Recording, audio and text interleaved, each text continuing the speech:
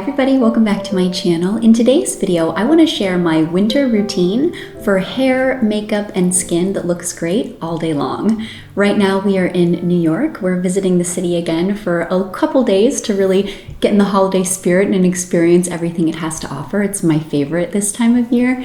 And I thought that this was a good time to share this routine because if you've been to New York or you've been to another major city, or maybe you're going on vacation and you plan on having a very packed day, this routine has really been working for me.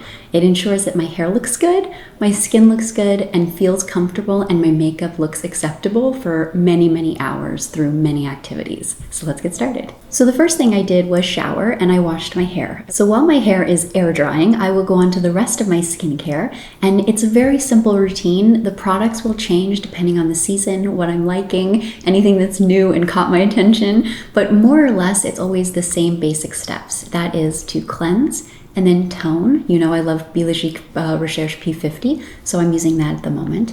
And then I will use a serum. The one that I'm using at the moment is really good for kind of irritable skin. My skin was going through a phase where it was really congested. I think it was the sunscreen that I was testing, but it was really clogged and it felt like it kind of needed some help, and this serum has been fantastic for that. And then from there I will moisturize, and I really like this moisturizer at the moment because it keeps my skin calm. It keeps everything nice and neutral so I don't get too red, even though my skin gets bright red as I'm doing my routine. That's just normal. If I touch my face it gets red, but this allows it to kind of calm down quickly and then stay comfortable throughout the whole day. And then once that sinks into my skin and my skin is no longer tacky to the touch, I will apply my sunscreen.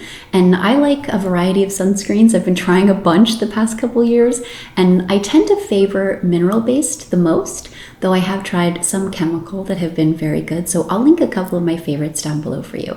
But mineral is particularly good when your skin is feeling a little bit congested or irritated, or you have sensitive skin, because it doesn't cause any disruption. So now that my skincare routine is done and my skin is feeling nice and comfortable and calm and the redness has subsided a little bit, I will go on to my makeup routine. And for a time like this, when I want my makeup to look really good for all day, I think the important part is to do really light layers. Find a look that you like, and for me that is definitely on the lighter side. I almost like to look like I'm not wearing anything, because I find that if you don't wear a lot at the beginning, then it can't wear off. So it's kind of my cheat around having makeup that looks good all day. So I will apply either a tinted moisturizer, just concealer, or a mineral powder. Sometimes a combination of the two if I'm feeling particularly fancy or I want to look really good for photos. And then once that's done, I will move on to eyes.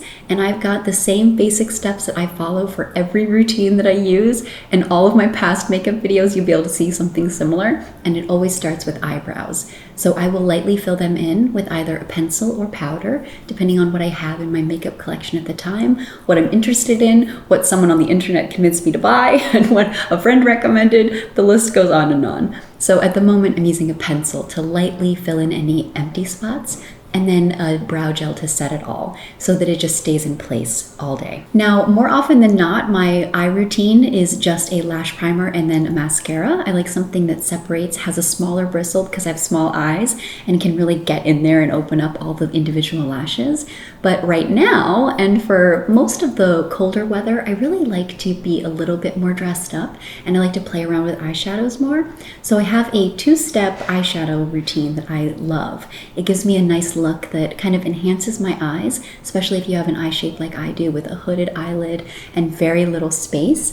It's a very flattering, very easy routine. So it starts with a primer. I always have to use a primer. If I don't use an eyelid primer, it's a mess and it's never gonna stay. So I will do that, and then I will gently press it onto my eyelid. I find that that allows it to stick a little bit better. The oils from my fingers don't disrupt the primer as much, and then it creates a nicer base. So from there, I will set it, and I will set it either with a translucent powder or the lightest color in the palette that I'm using for my eyeshadow. So for the rest of the eye look, I will do a liner, and I really prefer liquid liner for most instances, and especially one like this, because it stays put better on my eyes, and if you have an eye shape like mine, you can probably understand. So I will lightly line the top of my lash line, and then do a tiny little flick. I find that to make it look really natural and make it look flattering, I'll follow the crease of my eye. and just delicately flick it upward, and then take my finger before it's completely dried, go underneath and swipe up. It gives me just enough. It's enough of a shadow and enough of a lifting effect to make it look really flattering. And then I will set the liner and then also create more of a shadow and kind of a depth look by taking the darkest color in my eyeshadow palette. And for me and my skin tone and my eye color, that tends to be something that's almost brown but has a really dark purple running through it.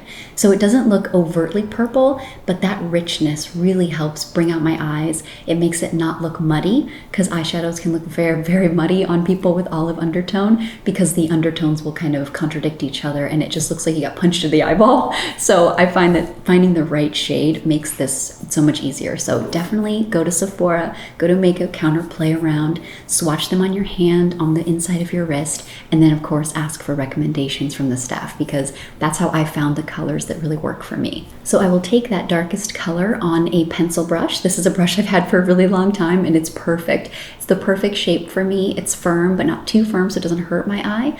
And I will smudge over the line that I created and then bring it up slightly like I did with the liner for a little bit of a flick, and then I'll bring it up a tiny bit into my crease.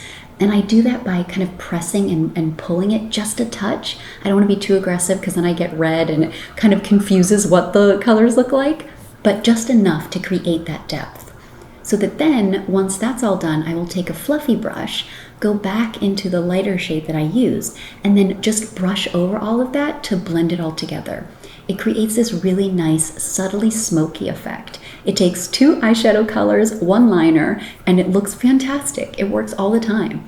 It's basically the exact same steps and routine that I used for my wedding makeup. It photographed really well, looked really natural, and most importantly, it stayed put. And that is so difficult if you have oily eyelids and eyelids shaped like mine. So I highly, highly recommend playing around with this routine if you have difficulty in that department. So then I'll move on to lash primer and mascara. And since discovering lash primer a couple years ago, I can't not use it. It makes such a big difference for my eyes, my eye shape, and my lashes. So then if I'm feeling particularly pale or I need a little bit of a bump, I will apply either a really light blush or a bronzer. Now for winter, I tend to skip both of them, and that's because my skin gets red by itself, especially when it's cold outside. My cheeks get really flushed, so I just embrace that rather than having to add another product and another step. And then all that's left is lips, and for most days I will do just a basic lip balm, and then if I want to feel a little bit extra fancy, I'll do something tinted. And I find that especially when you want a routine that's going to look good and a makeup look that's going to stay put for the whole day, finding a tinted lip balm in a color as close to your lips as possible that's just a sheer wash of color is perfect. It doesn't wear off in any weird ways. It doesn't kind of fade in a blotchy look, and it's easy to reapply with or without a mirror. So I really love a couple that I'll link down below for you, but you can find them at every price point.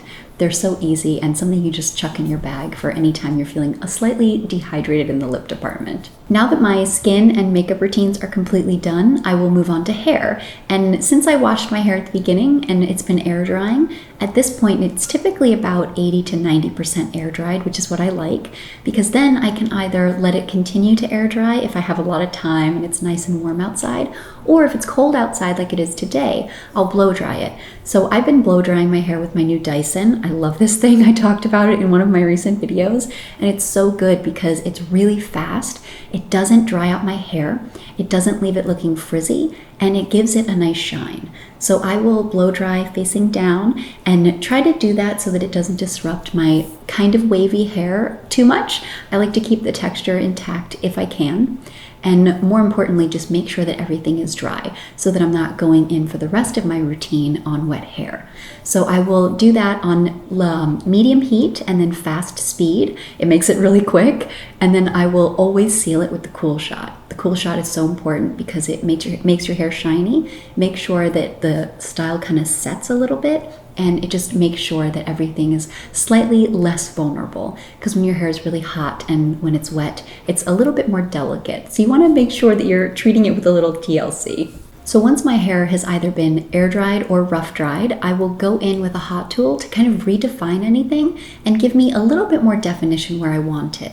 So for the look that I'm wearing today, I wanted to use my curling iron. This is by GHD. I've had this for a couple years and I really like it because it's dual voltage.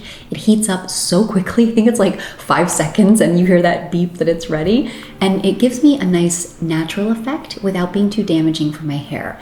I like a curling iron for that because I find that it smooths everything without drying out my hair. And sometimes a straightening iron can be a little too harsh for me. Though I have used it on my new short hair and it does work. I think it works the best with a straightening iron when I've air dried my hair. And I've had exposure to excellent water because when I was in France, I let my hair air dry. It air dried perfectly. And all I had to do was take my GHD straightening iron that works overseas and smooth just to the front and a couple of the bottom bits. And it literally gave me my dream hairstyle that I haven't been able to recreate since I left and came back home.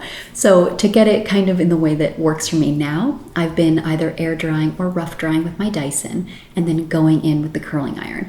And I find that it gives it a nice smooth effect. It looks really polished and pretty and it lasts all day. It also gives me a little bit more body because I blow dried it. So I was able to kind of give it a little bit of life. And then I just let it set once everything is done with the curling iron till it's cool. And then I run my fingers through it and it's done. It's a super easy routine. It lasts really, really well. I find that because my hair is low porosity, I haven't found a styling product that I really, really love that also doesn't weigh my hair down, especially with this style. So I will just leave it completely bare and let it do its thing. And over the next 2 days, it just gets better. And there you have it. That is my winter routine for perfect skin, hair, and makeup all day long. It's a routine that's really easy to do. It's full of products that will interchange as the seasons change and as I find new things, but for the most part the steps always stay the same. And I think that finding a routine like that for yourself is so important because you have something that you can rely on, something that you know if you want to do your hair and makeup that day, you can knock it out quickly and it not be a burden full of frustration and stress. So I recommend doing that for yourself because it's made a big difference for me. And like I said, I'll link everything down below along with some alternative recommendations for things that I've tried over the years. And thank you so much for watching and I'll see you in my next one. Have a great day.